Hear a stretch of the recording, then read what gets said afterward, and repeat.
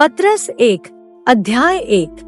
पत्रस की ओर से जो यीशु मसीह का प्रेरित है, उन परदेशियों के नाम जो पुन्तुस, गलतिया, कप्पदुकिया, आसिया और बिथुनिया में तितर बितर होकर रहते हैं और परमेश्वर पिता के भविष्य ज्ञान के अनुसार आत्मा के पवित्र करने के द्वारा आज्ञा मानने और यीशु मसीह के लोहू के छिड़के जाने के लिए चुने गए हैं।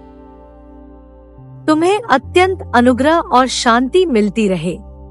हमारे प्रभु यीशु मसीह के परमेश्वर और पिता का धन्यवाद दो, जिसने यीशु मसीह के हो में से जी उठने के द्वारा अपनी बड़ी दया से हमें जीवित आशा के लिए नया जन्म दिया, अर्थात एक अविनाशी और निर्मल और अजर मीरास के लिए, जो तुम्हारे लिए स्वर्ग में रखी है, जिनकी रक्षा परमेश्वर की सामर्थ से विश्वास के द्वारा उस उद्धार के लिए जो आने वाले समय में प्रकट होने वाली है, की जाती है। और इस कारण तुम मगन होते हो, यद्यपि अवश्य है कि अब कुछ दिन तक नाना प्रकार की परीक्षाओं के कारण उदास हो। और यह इसलिए है कि तुम्हारा परखा हुआ विश्वास, जो आँख से ताए हुए नाशमान सोने से भी कहीं अधिक बहुमूल्य है, यीशु मसीह के प्रकट होने पर प्रशंसा और महिमा और आदर का कारण ठहरे।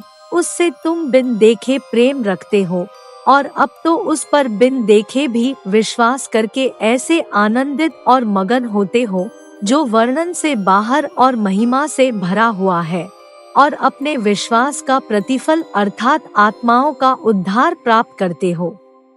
इसी उद्धार के विषय में उन भविष्यद्वक्ताओं ने बहुत ढूंढ-ढांड और जांच पड़ताल की, जिन्होंने उस अनुग्रह के विषय में जो तुम पर होने को था भविष्यवाणी की थी। उन्होंने इस बात की खोज की कि मसीह का आत्मा जो उनमें था और पहले ही से मसीह के दुखों की और उनके बाद होने वाली महिमा की गवाही देता था, वह कौन से और कैसे समय की ओर संकेत करता था।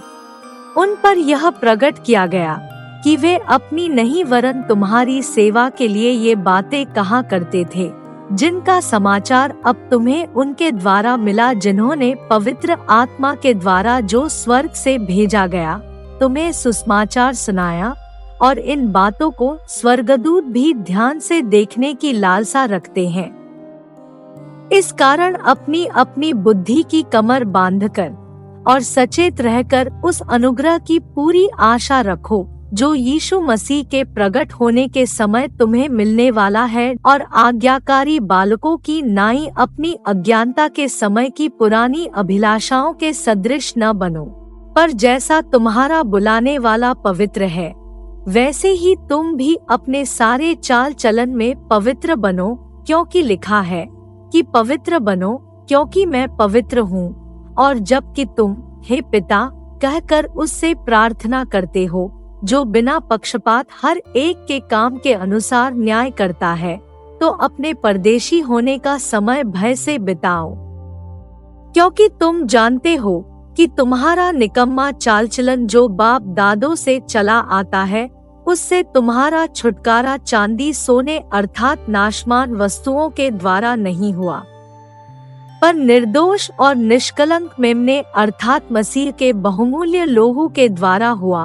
उसका ज्ञान तो जगत की उत्पत्ति के पहले ही से जाना गया था, पर अब इस अंतिम युग में तुम्हारे लिए प्रकट हुआ, जो उसके द्वारा उस परमेश्वर पर विश्वास करते हो, जिसने उसे मरे हुओं में से जिलाया और महिमा दी, कि तुम्हारा विश्वास और आशा परमेश्वर पर हो। सो जबकि तुमने भाईचारे की निष्कपट प्रीति के निमित्त सत्य के मानने से अपने मनों को पवित्र किया है, तो तन मन लगाकर एक दूसरे से अधिक प्रेम रखो, क्योंकि तुमने नाशमान नहीं पर अविनाशी बीज से परमेश्वर के जीवते और सदा ठहरने वाले वचन के द्वारा नया जन्म पाया है। क्योंकि हर एक प्राणी घास की नाई है और उसकी सारी शोभा घास के फूल की नाई है। घास सूख जाती है और फूल झड़ जाता है, परंतु प्रभु का वचन युगानुयुग स्थिर रहेगा। और यह ही सुसमाचार का वचन है जो तुम्हें सुनाया गया था। पत्रस 1 अध्याय 1।